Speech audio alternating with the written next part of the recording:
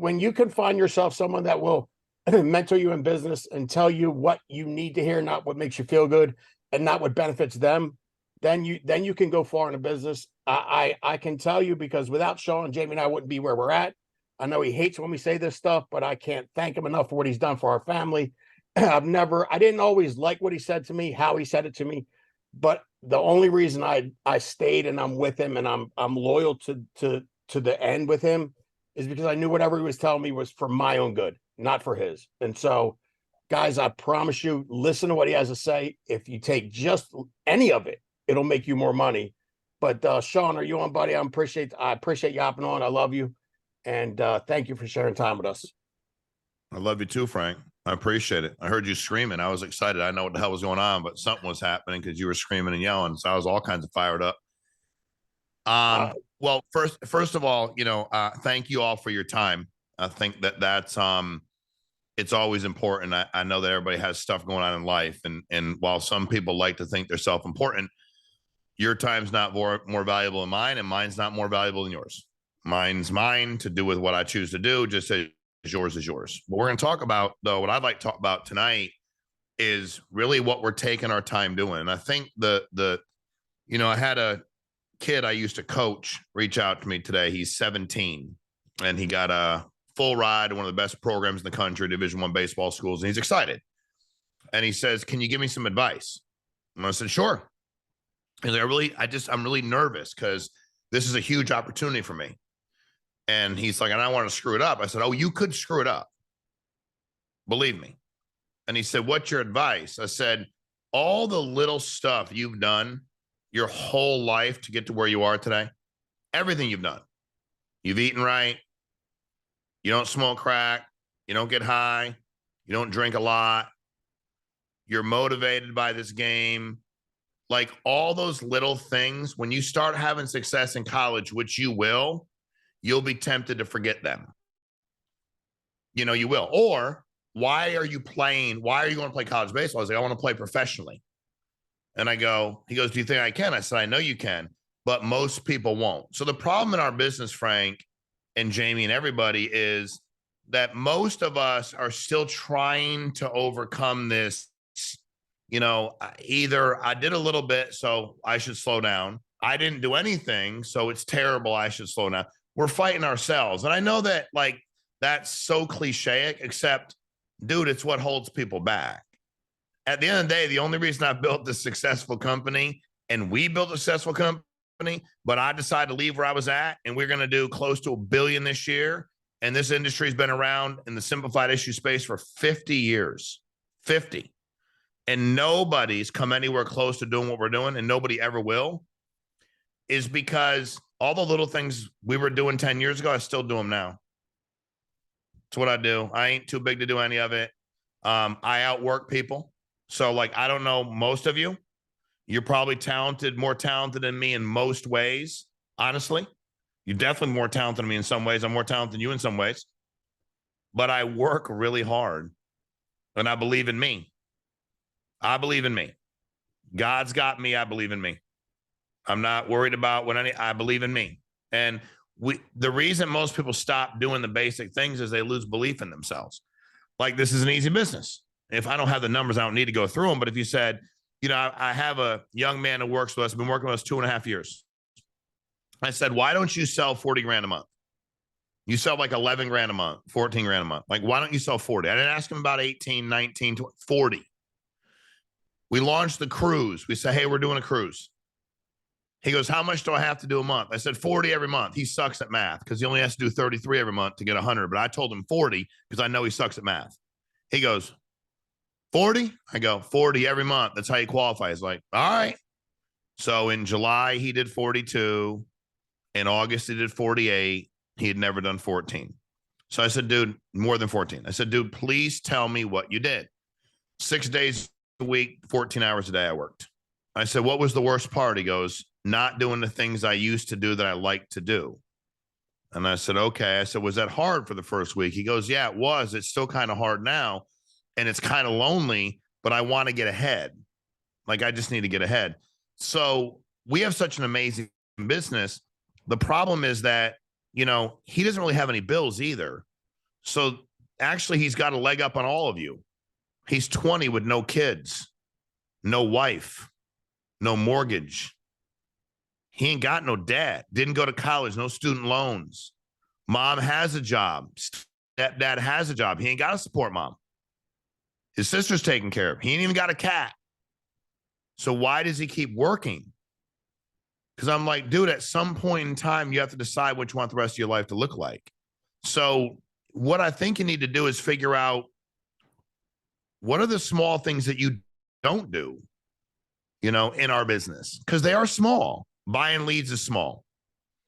Dialing leads is small. Selling people over the phone, Zoom, going out in the home is small. Recruiting people every day is small. But we won't do them all because we pick and choose. And I don't think people, when people go like, well, he's lazy. I don't think most people are lazy. I really don't. I think that most people's mind will preclude them from working hard because they're afraid of failure. I don't think they're afraid of success. I don't buy that. I don't buy that whole self-sabotaging thing. I think somebody dumb made that up. I mean, I came from nothing. The people around me were stupid. They were high and drunk all the time. That didn't make me sabotage my success. Like, that's weird. That's another cop out, because it's like, so I think for me, you know, Frank, when you look at this business, you need to figure out, what is it? You know, now also the business has to be in your heart. It can't just be in your mind, which I know sucks for people. Like, if you played ball and you were good, it was in your heart. You'd do anything you could to achieve. It was in your mind. Like, you might be athletic, you might be decent. You look at our business and where we're going. You look at the company, look at the industry, look at the economy. You know, like, Frank, when you look at your team, how many guys did y'all recruit last month? How many did you contract last month, Frank, in your entire hierarchy? You know how many people? Over 150. Over 150. How many writing agents do you have? Last month, Jamie will pull it up for you. 300 and some. Not enough. I should. So think about this: 300 agents, 150 contracted agents. The average agent contracted a half an agent. Yeah. When we got started, I did meetings in my office every Wednesday night, and I had 20 to 30 to 40 to 70 people that were warm market people in my office. I had an office that was shitty. It wasn't nice. It wasn't impressive. I wasn't even making any money, but I was dying to get ahead. I've never changed that. Right now, I'm more afraid than you guys are. And I could take a polygraph and prove it. I'm more afraid financially than you. And with all due respect, I probably shouldn't be statistically, but I am. I'm more afraid that it could change tomorrow. I'm more afraid I could lose everything tomorrow. I'm more afraid people around me won't make money. I'm driven by that fear. In church Sunday, our pastor's message was, you know, revering God is fine, but you better start fearing. He didn't put the freaking, I did, the freaking Lord. This whole I got reverence. Yeah, you got reverence. You ain't got no fear. And dude, I'm not a pastor, but that book a lot of y'all like to quote out of, it talks about how evil it is to be lazy. It says it in there. Like, I'm not a pastor, so I'll always talk to Pastor Matthew. I'll get him back on the phone. He can quote the scripture for you. Like, he'll translate for me. But it's really jacked up to be lazy. But we do it. And then we always, now you go, well, you said they're not lazy, Shawn. No, we convince ourselves to do nothing. We ain't born lazy. That's ridiculous. So 300 writers. And again, Frank, for me, what motivated me was both recruiting and selling and recruiting and selling, and both motivated me. Now I'm motivated by recruiting. You need to figure out what motivates you. Now, do I love this business? Reggie, the winner Smith. I like Reggie. Plus, he looks like he's big and he should be on my team if a fight breaks out. So I don't know what motivates Reggie, but I know this. I know this business has unbelievable results if we go to work. And if you believe, Reggie, you're a winner all day, every day, the world believes it, dude. The world believes it. We are like the biggest distributor of life insurance. This will screw you up in America. I went to Eastern Connecticut State University. I didn't do well there. I have a degree in social work. My mom worked 3 jobs, and we run the biggest life insurance distribution company in America, in the middle American space. That's indisputable. Now, why do we do it?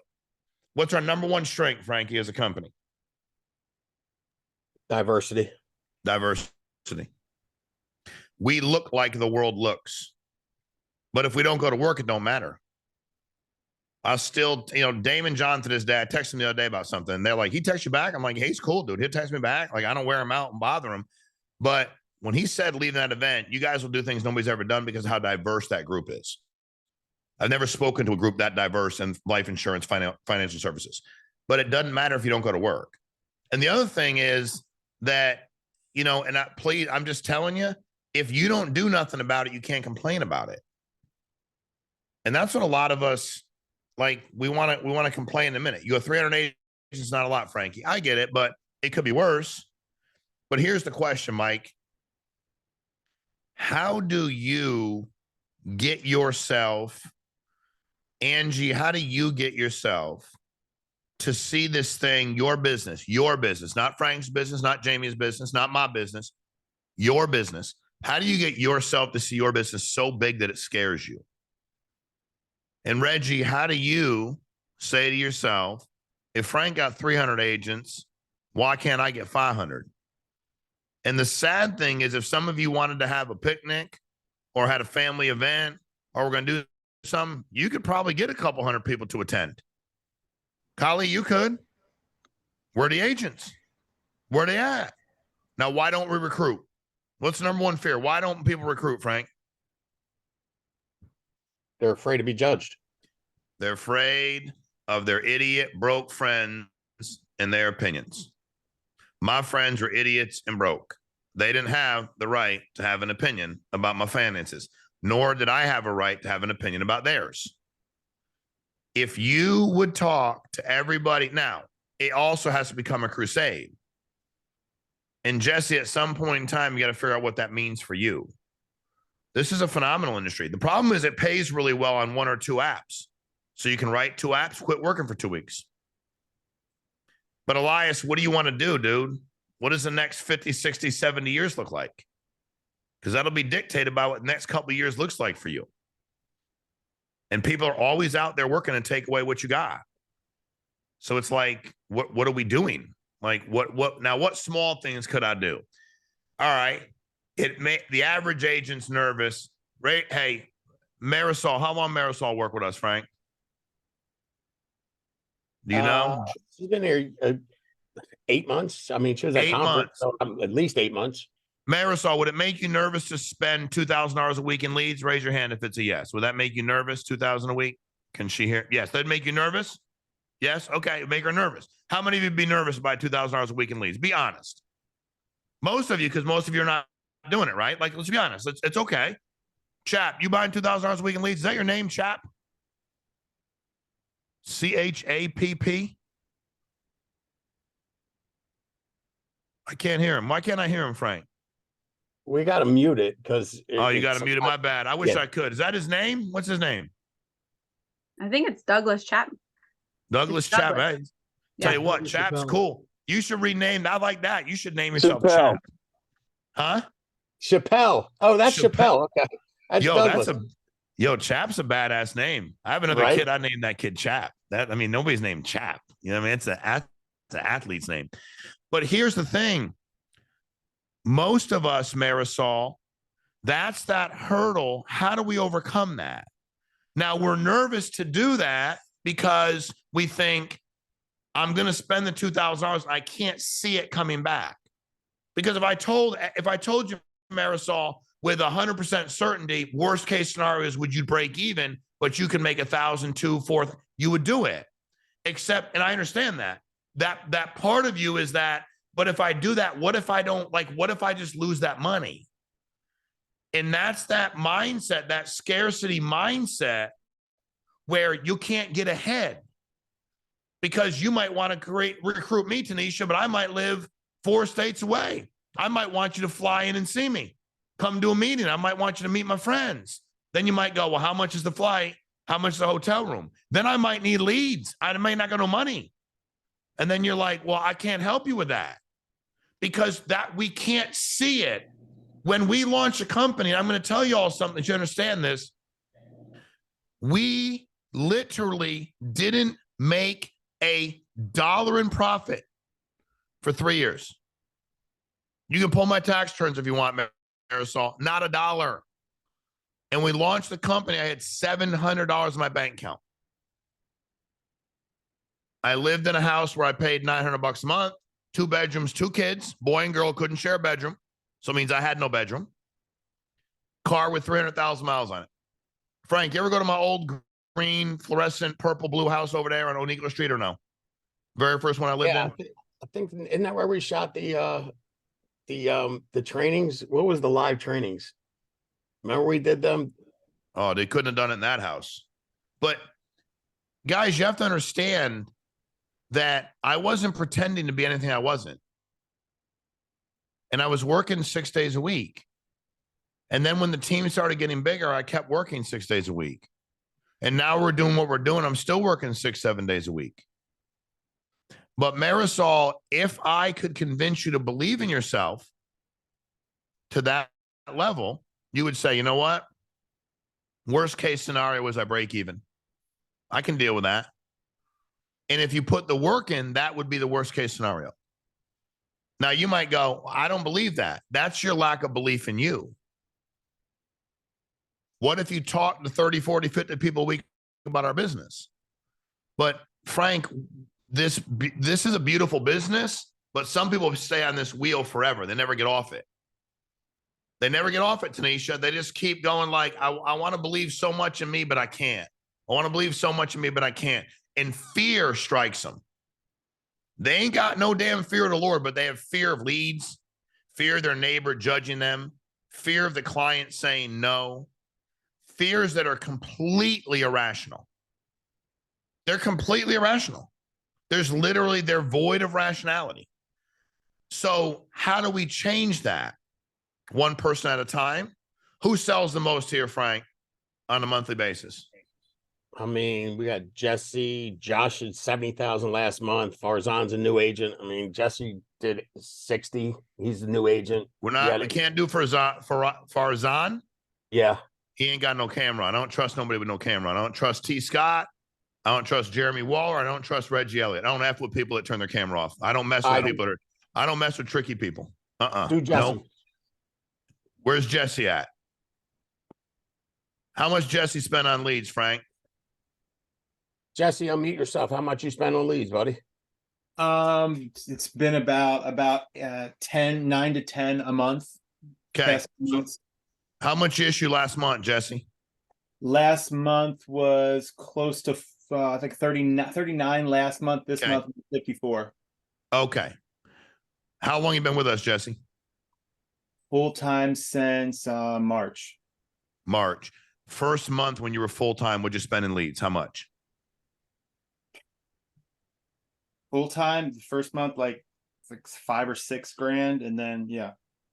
Okay. What made you decide to double your lead investment? What was it?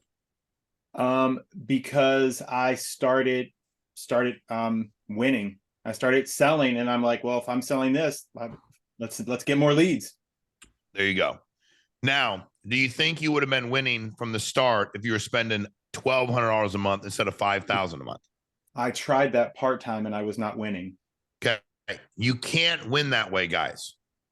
You don't give yourself enough opportunity. I don't care how good you are. If Zig Ziglar comes back to life and he seems like one of the greatest salesmen ever walked the face of the earth, or Og Mandino, who wrote the greatest miracle in the world, the greatest sale, if he comes back to life and comes out here right now, I'll be freaked out because he's dead. But if he comes back to life, he ain't going to do 40 grand a month on $1,200 in leads a month. And you get frustrated, don't you, Jesse? Guys, what I want to implore you to do tonight, and I can't make you do it, is to understand that the more you put in, the more you get out. But a lot of you are doing still what Jesse was doing for a short period of time. All he did was do it earlier. He got out earlier. But Jesse, we have people been with us a couple of years that spend leads. They buy leads whenever. $300 now, $800 tomorrow. And I always told people, they say, give me your best advice about the business. I said, business is like parenting. You have to parent 24 hours a day, 7 days a week. You can't on Tuesdays not take care of your children. You can't. You can't on Tuesdays not take care of your business. You can't. The momentum's too hard. It will eat you alive. This is a tough, business is tough in general. Anybody tells you that it isn't is a lie. They're lying to you. Entrepreneurship is tough. It's rewarding. It's awesome, but it's tough. But it's how do we make it easier? The more we invest, the easier it gets. It does. Because now how much time you spend you selling over the phone, Jesse? 100% telesales. 100% telesales. How many hours you put in last month to do 54, whatever it was? I'm usually on at 8:30, 9 o'clock until 10 o'clock at night. And then Saturdays most of the day. So I mean, like 60 hours a week. Got it. You got any kids, Jesse? 3. How old? 7, 10, 11. Got a wife? Yep. Okay. So you take time away from your wife and your 3 children when you're doing that because they're not on the phone with you when you're making telesales. Correct. How have you navigated that with them? So I make sure that if it's a game, I'm not at every practice, but I'm at games. If any games or any event that my kids ask me to be at, I'm going to be at. Any big things like that, I'm going to be at. And we do happen to live really close to Disney, so every other Friday night is Disney, and Sunday nights are always family dinner with the extended family. So those are like as long as we have the set, like this is what you have. And my kids are also really conditioned when I'm busy. They're like, is it okay? Are you working right now? They come up to the office. Are you working right now? So they know what this is about. Correct. Because it's how you take care of your family. I coached baseball, basketball, and football forever. You know what I did when parents came to practice?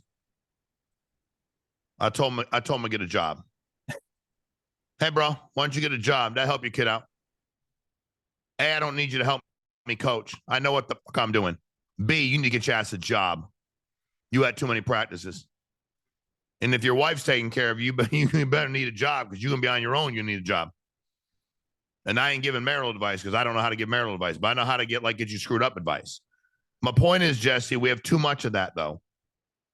I don't miss anything. I do all these things. I'm superstar everything of the year, except you can't support your family. You guys have to make those things non-negotiable. 3 kids and a wife, that's a lot to juggle.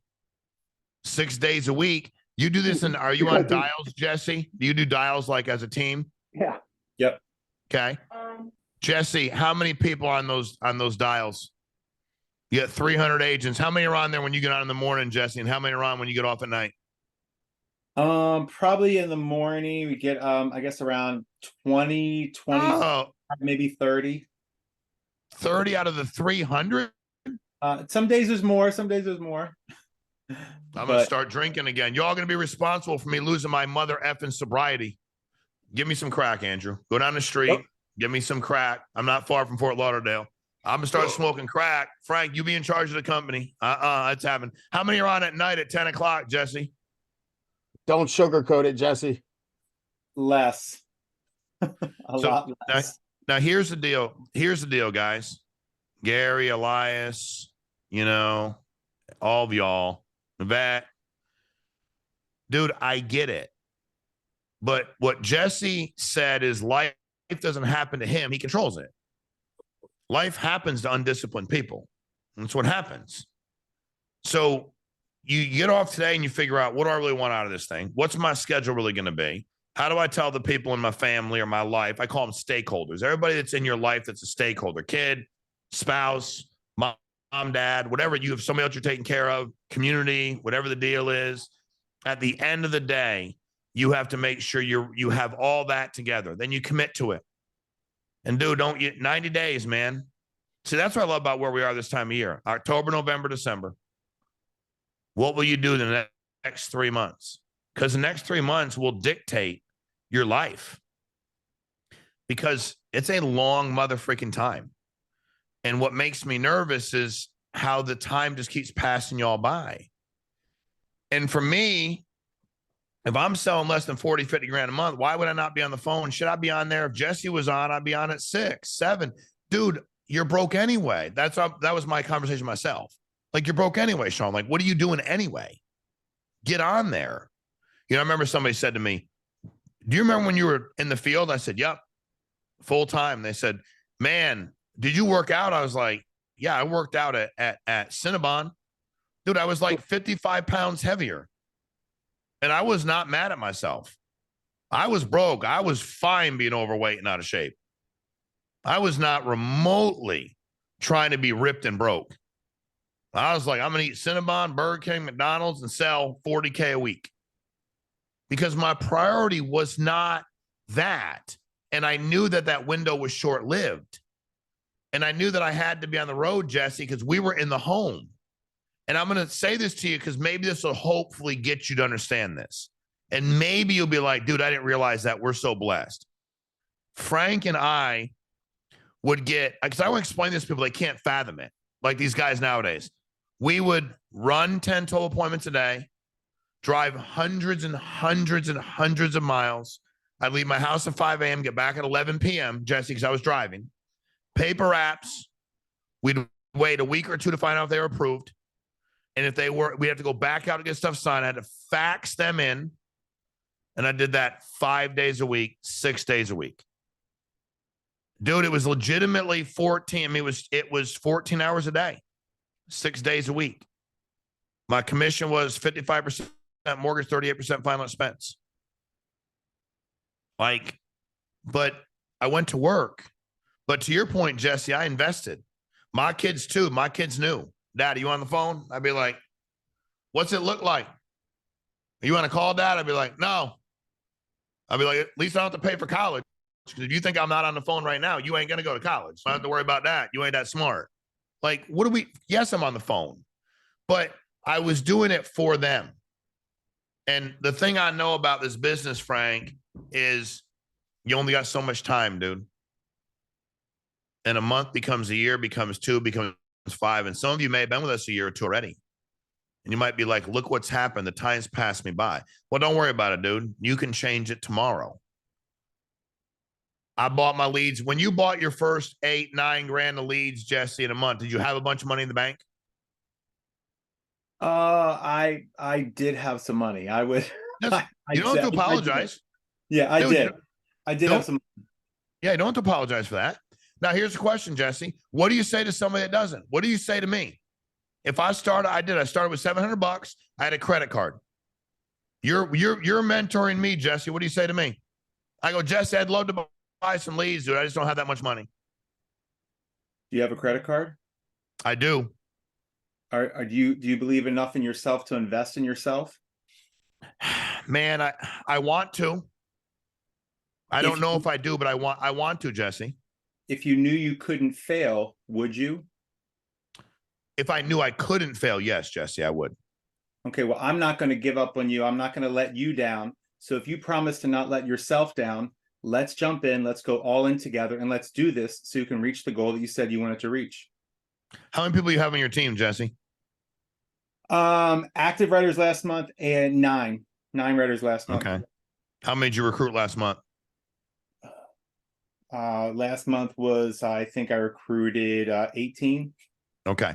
First of all, great answer. Because you have to understand, and my deal always was like, what Frank, when I saw Frank, like I was cool with him being smart and funny, but it was like, dude, you're unbelievable. Like you are unbelievable. You know what it means to people? First of all of y'all are unbelievable. Chap's unbelievable. Reggie unbelievable. Elias unbelievable. Y'all unbelievable. John Knight, I've been around for a minute. He's unbelievable. Like y'all are unbelievable people. Except you have to believe it. You have to believe it. And if you ask me what breaks my heart about this business is the people that come and go in life that never believe in themselves. So what Jesse said was, if I thought it wouldn't work, if I thought I couldn't fail, would I do it?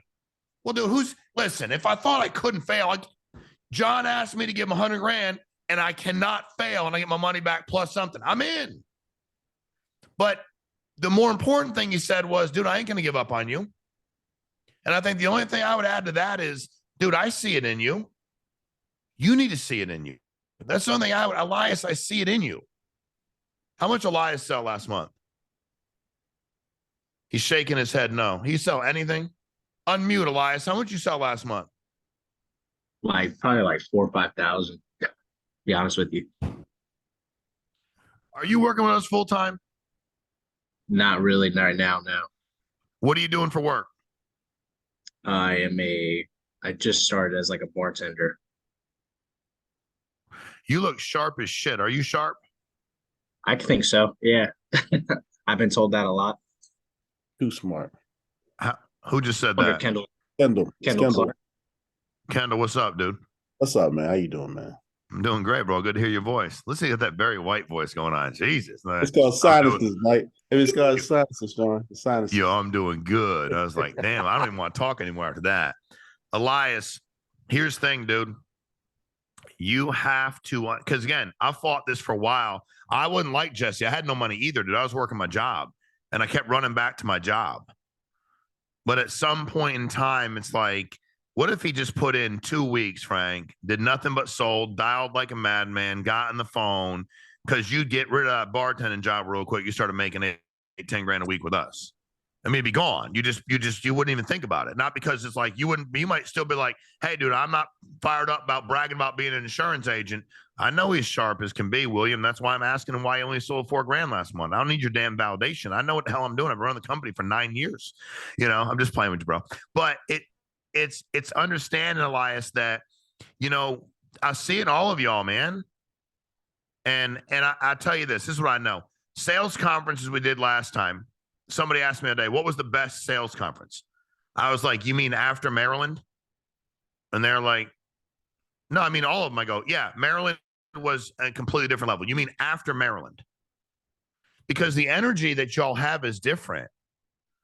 But we have to take that and live it in this business when it's not so exciting, when it's not so unbelievably sexy, and it's kind of mundane, and it's kind of day to day.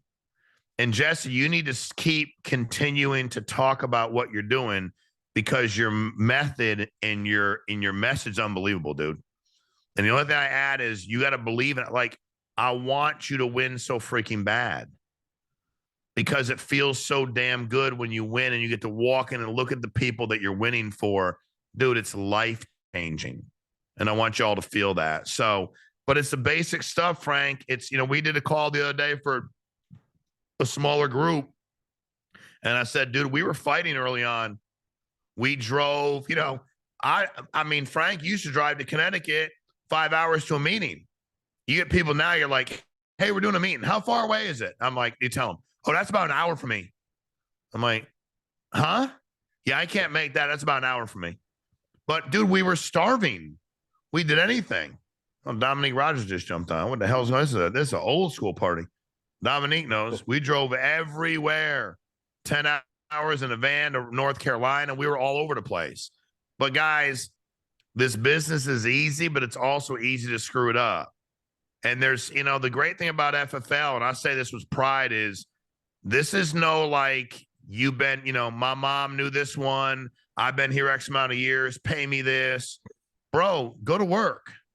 Recruit, sell, recruit, do both, do one, but do something, you know, and that's who wins here. That's why we do so well. And that's why the people that we allegedly compete with, even though they do less than my kids, and my kids don't even have an insurance license, they can't compete with us. And they never will be able to, because we're going to do it with humility. So, Elias, let's get going, bro. I believe in you too.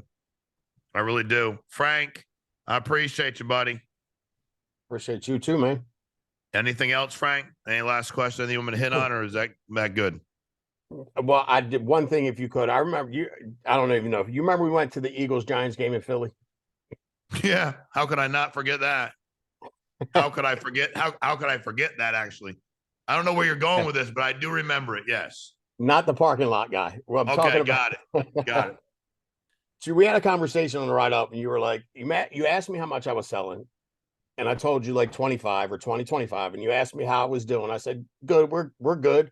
You said you got a little extra money, and then you said something that changed my world. You said, imagine if you just did 40. That would be an extra $15,000 a month for Yep. you to invest back in your, do whatever you want, but invest back in your business. I think a lot of Right. people, Shawn, get to a spot where they're paying their bills, they're living a decent life, and they get comfortable. How do we push them to want more, do more, and continue to work as if they're broke? Well, I mean, dude, that's the story of pretty much every successful man and woman. If you get to know them, they, and again, it's so funny. People get so motivated by all this stuff in the world, except they don't get motivated to go do anything about it. I wanted to truly change my family's trajectory. I did. I didn't care about getting rich. I didn't want us to be looked at the way we were looked at. I wanted my mom to go to nice restaurants. Sounds dumb, right? I wanted my mom to have a new car. Seriously, I wanted my mom to have better outfits for church. I wanted my mom to feel like she wasn't less than anybody else. I wanted my kids to be able to pick things in life not based on money. That's what I wanted for my family. It wasn't trying to get rich. And I knew if I didn't do it, nobody was going to. A lot of you are probably in that spot. If you don't do it, nobody's gonna in your family. So, Frank, for me, it's like, we complain so much about the government and everybody's keeping us down. Look what this person did, that one did. And it's like, dude, we all have the exact same opportunity. And this is, to me, this is the barrier of, there's nothing that has a barrier of this. There's no ever will you find a barrier of entry easier than the life insurance industry. You buy leads, sell life insurance. You recruit people, make an override. If you've been in other businesses and I have, I worked in a waste management business. I worked 7 days a week, 14 hours a day. That was hard. It was hard to make a profit. I competed against national companies.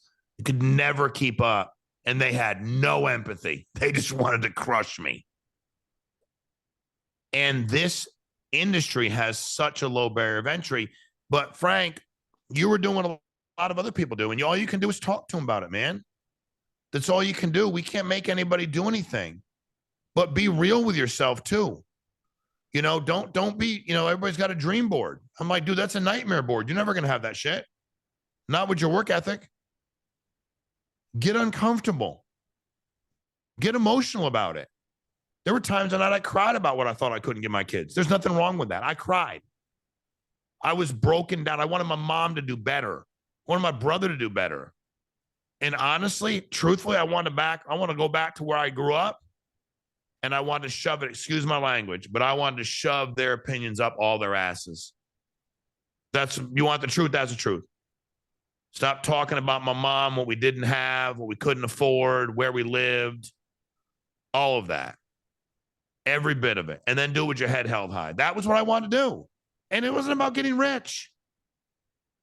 But a lot of us we take life as it comes. How many people on here, and I already know the answer, work 6 days a week, 12 hours a day like Jesse? 1%, 2%, maybe. And it's okay, because I'm not mad at you. But you just have to either acquiesce or acknowledge the fact that I'm not going to outwork that. Like, I'm going to stay where I am. Or, you know what, dude? I'm tired of being where I am. Everybody wants to blame the government, this one's keeping us down. They're kicking us down. Dude, you're accountable for you. I'm accountable for me. We're accountable for each other too on some level. And also, that's a peer pressure thing. There's nothing wrong with that. We can call each other out. We can be there for each other. Tanisha might get there on time. Maybe Marisol doesn't. Tanisha can ask Marisol what's up. Maybe John gets there on time. Maybe Gary don't. Like, we can find a way. When we started, I wouldn't do it now because, God, people would have a meltdown. But somebody asked me just yesterday, I used to lock the door when people were late to meetings. I was like, lock the door and didn't let them in. I didn't care if they were 5 hours away. But I didn't do it to hurt anybody. I did it because I knew that if they never took their lives seriously, they were going to do this forever. They were going to do it and being on time costs nothing. Costs nothing. Getting up 2 hours earlier than you need to, get on the road an hour earlier than you ever need to. Well, sorry, there was traffic. No, it was poor planning on your part, right? Could have left 2 hours early, could have been there early, like the simple things that we talk about is what people won't do because somehow it's so unbelievably chill and cool to not do those things. Well, As long as you understand, bro, you are never going to have the things you want to have financially. And that's not helicopters and penthouses. It's a life without worrying about money to some extent. So, Frank, I appreciate you. I got to jump on another call, but I appreciate you having me on. No, I thank love you. y'all. I believe in all of y'all more than you can imagine. All right. Thanks, Bob. Appreciate you, man. Thank you, Shawn. Thank you. All right, guys. There's really absolutely nothing to say after that. I think the recording will come out. I think you all should go back and listen to it because there's definitely a lot of truth in there. And again, it's I can tell you, and Dom can tell you, and Meike to an extent, like Shawn changed our life just by talking that stuff. Like I never forget, he told me stop lying to my kids about buying a house because you're not working hard enough. And this is like no BS. And it's a conversation that sucked because I'm like, I'm not trying to lie to my kids. I'm just, then I sit back and go, well, am I really not working hard enough? No, at that point in time, I wasn't working hard enough to do what I needed to do to get out of the situation I was in to be able to buy a house. So it's like, to be honest with yourself, and that's always what he was good at teaching us and showing us, was just pointing us in the direction of the truth and making you look in the mirror. So look in the mirror tonight.